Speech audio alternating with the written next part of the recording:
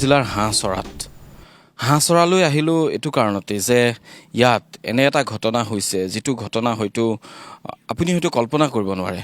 কিন্তু এই যি দিখৌৰ আচলতে মহাপ্লাৱন আহিলে আৰু এই প্লাৱনত এক প্ৰকাৰ কিদৰে জনসাধাৰণে ভুগিব লগা হৈছে তাৰ এক আচলতে উদাহৰণ দিবৰ বাবে মই হাঁহ চৰালৈ আহিলোঁ। মই যিঘৰ লোকৰ চোতালত উপস্থিত আছোঁ, চোতালত এয়া পানী, এতিয়া পানী শুকাওঁতেও ইমানখিনি পানী আছে। ঘৰৰ পৰা পানী ওলাল, কিন্তু চোতাল বাৰী এই গাঁওখন এই গোটেই অঞ্চলটো বৰ্তমান প্লাবিত হৈ আছে। আৰু এই প্লাবিত হৈ থকাৰ বাবেই এই ঘৰখনত প্লাবিত হৈ থকাৰ মাজত সংঘটিত হৈছে এক অঘটনটো ঘৰখনৰ যিগৰাকী মুৰব্বী মহিলা দেৱলতা চেতিয়া, তেখেতৰ ইতিমধ্যে মৃত্যু ঘটিছে আজি 2 দিন। মৃত্যু ঘটাৰ পিছত তেওঁৰ যেতিয়া স্বাস্থ্যৰ অৱনতি ঘটাত ততাতয়াকৈ ইয়াৰ পৰা শিৱসাগৰলৈ লৈ যোৱা হৈছিল। কিন্তু শিৱসাগৰৰ চিকিৎসালয়তে তেখেতে শেষ নিশ্বাস ত্যাগ কৰিছে। শেষ নিশ্বাস ত্যাগ কৰাৰ পিছত কিন্তু ঘৰলৈ আনিলে। হিন্দু ৰীতিমতে আনি শেষ বিদায় দিবৰ বাবে চোতালত মৃতদেহ ৰাখি সেৱা কৰি শেষ বিদায় দিয়া হয় পৰিয়ালৰ সদস্যক। কিন্তু ইয়াত কি কৰিব? চোতালত পানী, যি কাৰণত তেওঁলোকে শেষ বিদায় দিবৰ বাবে তেওঁলোকে নিজৰ ঘৰৰ ভিতৰত যদিও সাধাৰণতে নকৰে, কিন্তু তেওঁলোক কৰিবলৈ বাধ্য হ'ল। মাতৃক শেষ বিদায় দিবৰ বাবে তেওঁলোকে নিজৰ বাৰান্দাত তেওঁলোকে সকলো ব্যৱস্থা কৰিলে। সেইখিনি বাৰু শেষ হ'ল, কিন্তু ইয়াৰ পিছত অন্ত্যেষ্টিক্ৰিয়া কৰাৰ যিটো প্ৰক্ৰিয়া হিন্দু ধৰ্ম মতে, সেই সদায় অন্ত্যেষ্টিক্ৰিয়া কৰা হয় নিজৰ মাটিত, নিজৰ ভূমিতে ৰখা হয়। আৰু সেই যিখিনি মাহেকীয়া, বছৰেকীয়া বা যি ধৰ্মতে তেওঁলোকে পালন কৰে, তেতিয়া গৈ তাত চাকি দি তেওঁলোকে স্মৰণ কৰা হয় পৰিয়ালৰ সদস্যগৰাকীক। কিন্তু এতিয়া কি কৰিব? চৌদিশে পানী, বাৰীত এটুকুৰো ভূমি ওলাই থকা নাই য'ত নেকি অন্ত্যেষ্টিক্ৰিয়া কৰিব পৰা যায়। যি কাৰণ উপায় নাপায় তেওঁলোকে ইয়াৰ পৰা শিৱসাগৰ নগৰলৈ বুলি লৈ গ'ল। শিৱসাগৰ নগৰৰ আচলতে যি স্থানত যি চৰকাৰীভাৱে নিৰ্ধাৰিত যি শ্মশান আছিল, তাতেই তেওঁলোকে অন্ত্যেষ্টিক্ৰিয়া কৰিবলৈ বাধ্য হ'ল। তাতো পানী, বাঢ়নী পানীত আধা ডুব গৈ আছে। কিন্তু তাৰ মাজতো তেওঁলোকে নীতি নিয়মখিনি পালন কৰি সেই অন্ত্যেষ্টিক্ৰিয়া কৰিব লগা হ'ল। এয়া বাৰান্দাৰ মই দৃশ্য দেখুৱাইছোঁ। ইয়াতেই তেওঁলোকে মাতৃক শেষ বিদায় দিব লগা হ'ল। এতিয়াও বাকী তিলনি পাতিবৰ বাবে তেওঁলোকে ঠাই টুকুৰা সাজু কৰি ৰাখিছে। ইয়াতে তিলনিৰ যিখিনি কাম, নীতি নিয়ম যিখিনি হিন্দু প্ৰথামতে কৰা হয়, সেয়া তেওঁলোকে ইয়াতেই কাইলৈ সম্পন্ন কৰিব। 3জন তেখেতৰ দেৱলতাৰ পুত্ৰ, এগৰাকী ইতিমধ্যে তিলনিৰ যা যোগাৰ কৰিবলৈ বাহিৰলৈ ওলাই গৈছে, বাকী 2জন ঘৰতে আছে। আমি তেওঁলোকৰ লগতো কথা পাতিবলৈ চেষ্টা কৰিম। বানৰ বিভীষিকা চৌদিশে, প্ৰতিজন লোকৰ ঘৰত এক প্ৰকাৰ ত্ৰাসিত এটা অৱস্থা। কাক বচাব, কলৈ যাব, কি কৰিব? ঘৰত খাবলৈ নাই, পানী নাই, শুব পৰা অৱস্থাত নাই। তাতোতকৈ ভূতৰ ওপৰত দানহ পৰা দি আপোনালোকৰো মাতৃ বিয়োগ ঘটিছে। গতিকে এই মুহূৰ্তত আপোনাৰ পৰা বিশেষ কথা জানিব লগা নাই বা সুধিব বিচৰাও নাই, বা মানসিকভাৱে সুধিবলৈ ময়ো প্ৰস্তুত নহয়। কিন্তু তথাপিতো মই জানিব বিচাৰিছোঁ যে কেনেদৰে পালন কৰা হ'ল মাৰ শেষৰ যাত্ৰাটো বুলি ক'বলৈ গ'লে, মাৰ যেতিয়া গাটো অসুস্থ হৈছিলে, আমি আমাৰ ওচৰৰে দাদাৰ ভাগৰ গাড়ীত আমি হস্পিটেল লৈ গৈছিলোঁ। হস্পিটেল লৈ যোৱাৰ পিছত তাতো তেওঁলোকে প্ৰথমতে আপোনাৰ প্ৰেছাৰটো চাইছে, চুগাৰটো অলৰেডি নীল হৈ গৈছে। তেতিয়া তেওঁলোকে কিছুমান মেডিচাইন ইউজ কৰিছে। মেডিচাইন ইউজ কৰাৰ পিছতো তেওঁ ৰিকভাৰ নহ'ল। তথাপি তেওঁলোকে বহুত চেষ্টা কৰিছিল। সেইটো কাৰণে তেওঁলোকক ধন্যবাদ দিব লাগিব যে তেওঁলোকে চেষ্টা কৰিছে।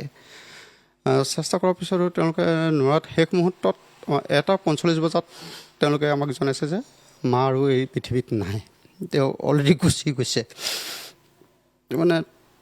ইয়াকে কৈছোঁ আৰু মই। হয়,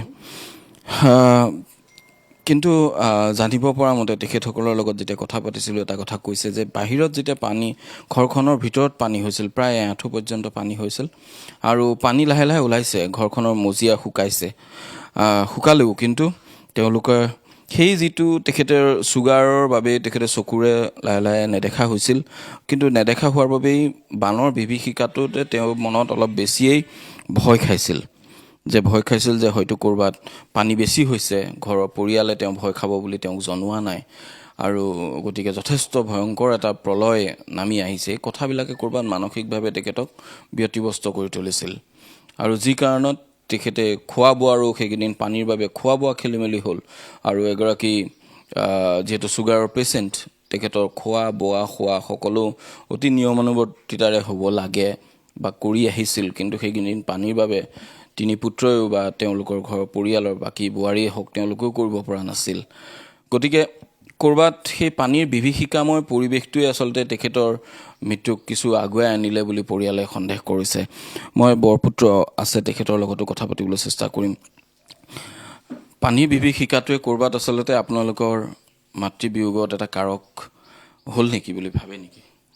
নিশ্চয় মই ভাবোঁ, কাৰণ কেলৈ তেওঁ ইমান ডাঙৰ পানী আগতে দেখা নাই, শুনাও নাই, সেইটো কাৰণে তেওঁ বেছি আঘাত পালে। হয়তো তেওঁ হাৰ্টৰো অকণমান কিবা প্ৰব্লেম হ'বগৈ পাৰে। কিন্তু দুৰ্ভাগ্যজনক কথা কি, আমাৰ চিকিৎসালয়বিলাকত বানপানী হ'ল বুলিয়ে চিকিৎসক থাকিব নালাগে যে সেইটো কথা নহয়। যিকোনো পৰ্যায়তে ডক্তৰে সেইকেইদিন মজুত থাকিব লাগে, কাৰণ বানৰ বিভীষিকাত ক'ত কি হৈছে কোনেও নাজানে। তেনেস্থলত প্ৰথমতে আমি শিৱসাগৰ ব্যক্তিগত নাৰ্ছিং হোম পইণ্টত ভৰোৱা হৈছিলে, তাত ডক্তৰ নাই। ডক্তৰ নোহোৱাত আকৌ আমি আদিত্যত ভৰ্তি কৰিবলগীয়া হ'ল যদিও তেওঁলোকেও তাত ৰাখিবলৈ বিচৰা নাছিলে, যে হয় চুকাফা লৈ যাওক নহয় ডিব্ৰুগড়লৈ যাওক। এনেকুৱা পৰিস্থিতিত আপুনি নিয়ে কেনেকৈ? চাৰিওফালে পানী, কোনো গাড়ী নাযায়, মানুহ যাব নোৱাৰে। সেইফালে নিবলৈও আমি এতিয়া চিন্তা কৰিছোঁ, এম্বুলেঞ্চ মাতিছোঁ, এম্বুলেঞ্চ নাযায়। তেনেকুৱা এটা পৰিস্থিতিত এইটো কৰি থাকোঁতেই সময় অতীত হৈ গ'ল। গতিকে তেখেতক আমি আৰু এই সংসাৰ ৰাখিব নোৱাৰিলোঁ। এইটো আমাৰে দুৰ্ভাগ্য বুলি ক'ব লাগিব। তেওঁ এনেকুৱা সময়তেই যে প্ৰাকৃতিক দুৰ্যোগ এটা আহিব আমিও ভবা নাছিলোঁ।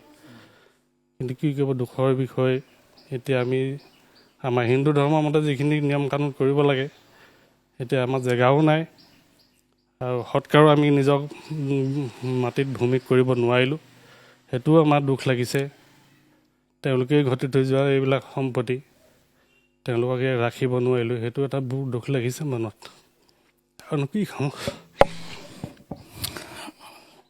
সেয়াই তেওঁলোকৰ এই মুহূৰ্তত আচলতে এই যে প্ৰাকৃতিক দুৰ্যোগে প্ৰতিজন লোকৰ বাবে এক অভাৱনীয়ভাৱে যে শিৱসাগৰ, যোৰহাট, তাৰ সমান্তৰালকৈ চৰাইদেউ জিলাত কল্পনাতীতভাৱে কাৰ কেনেধৰণে কাৰ ঘৰত কি সমস্যা হৈছে অন্তহীন কথা। কাৰোবাৰ ভেটিটো লৈ গুচি গৈছে, কাৰোবাৰ ঘৰৰ পৰিয়ালৰ সদস্যই নোহোৱা হৈ গৈছে, কাৰোবাৰ যি মূল উপাৰ্জনৰ উৎস গোধনকেইটা নোহোৱা হৈ গ'ল, কোনোবাই নতুনকৈ মুখ্যমন্ত্ৰীৰ আঁচনিৰে দিয়া যি 10,000 টকাৰে যদি কেইটামান গাহৰি পুহিছিল, সেই গাহৰিকেইটাই লৈ গুচি গ'ল, কাৰোবাৰ ভঁৰালটোৱে ভাঙি লৈ গুচি গ'ল, আজি খাবলৈ মুঠি চাউল নাই। প্ৰতিজন লোকৰ ঘৰতেই এনেধৰণৰ আচলতে প্ৰলয় নামি আহিছে। সেই প্ৰলয়, এইখন ঘৰতো প্ৰলয়ৰ অন্য এটা দিশ আমি আপোনালোকক দেখুৱাব বিচাৰিছোঁ। কেনেধৰণৰ প্ৰলয়, যিটো কোনো কাৰণত যাক ৰিকভাৰ কৰিব পৰা নাযায়, তেনেধৰণৰ আচলতে সমস্যা ইয়াত উপজিছে। আপুনি কি হয় তেখেতৰ? মই আচলতে তেখেতৰ ভাগিন বোৱাৰী হয়, ওচৰতে থাকোঁ। ওচৰতে ঘৰ? হয় আপোনালোকৰ ঘৰতো পানী আছে নেকি? হয়, পানী বৰ্তমান ভিতৰত শুকাইছে বাৰু, কিন্তু বাহিৰত এআঁঠুৰ ওপৰত এতিয়াও আছে। তাতোতকৈ দুখজনক, এতিয়া আপুনি মাত্ৰ কৈ গ'ল যে মুখ্যমন্ত্ৰী আমাৰ লাখপতি আঁচনি, যিখন আমাৰ আঁচনি দিছিলে, তাত আমি কুকুৰা পুহিছিলোঁ। এতিয়া গোটেই কুকুৰা পোৱালিখিনি আমাৰ এটা এটাকৈ উপঙি গুচি গ'ল, সেইখিনি আমাৰ একো চিন চাবেই নাই। তাৰপৰা হাঁহখিনিও সেই দিনৰ পৰা হাঁহো ঘৰলৈ নহা হ'ল। মোৰ বাৰু ঘৰটো ওচৰতে, কিন্তু হয়তো এতিয়া মোৰ মাহী হয়। এতিয়া কালি সেই মাহীও এতিয়া আচলতে মেইন কথা ক'বলৈ গ'লে মাহী সঁচাকৈয়ে পানীখিনি জীৱনত প্ৰথম দেখিছে বুলি কৈছে। সেই পানীখিনি দেখিয়ে তেওঁ এটা ভয় সোমাই গ'ল। সেই ভয় সোমাই তেওঁৰ ভিতৰত যেনেকৈ ছুগাৰৰ পেচেণ্ট, আৰু সেইবিলাক কিবাকিবি তেওঁক টেনশ্যন বাঢ়ি যোৱাৰ কাৰণে ছুগাৰ কমি যাওঁতে সেই হস্পিটেলত গৈ পিনি অকণমান ন্যূনতম চিকিৎসা অকণ পালে। আৰু এইমাত্ৰ সেই দাদাই কৈ যোৱা নিচিনাকৈ চিকিৎসকৰ অভাৱৰ কাৰণেও এইটো এটা মেইন কাৰণ হ'ব পাৰে। তাৰ সেয়াই আৰু আমাৰ ভাগ্যত নাই, চোতালখনো নাপালে, সেই ধৰণে আমি এনেকৈ থাকিবলগীয়া, তেওঁক দিবলগীয়া হ'ল। আৰু আমাৰ পৰিস্থিতি সেয়াই ইতিমধ্যে গম পাইছে। এফালে চিকিৎসকৰ অভাৱ, আনফালে প্ৰাকৃতিক দুৰ্যোগৰ প্ৰলয়। সেই প্ৰলয়ৰ বাবে আজিৰ তাৰিখত কিন্তু এনে এটা অৱস্থা এইখন আন এখন কৰুণ ছবি আচলতে দেখুৱাব লগা হৈছে প্ৰাকৃতিক দুৰ্যোগৰে আন এক কুপ্ৰভাৱ আচলতে কেনেদৰে পৰিছে শিৱসাগৰ জিলাত।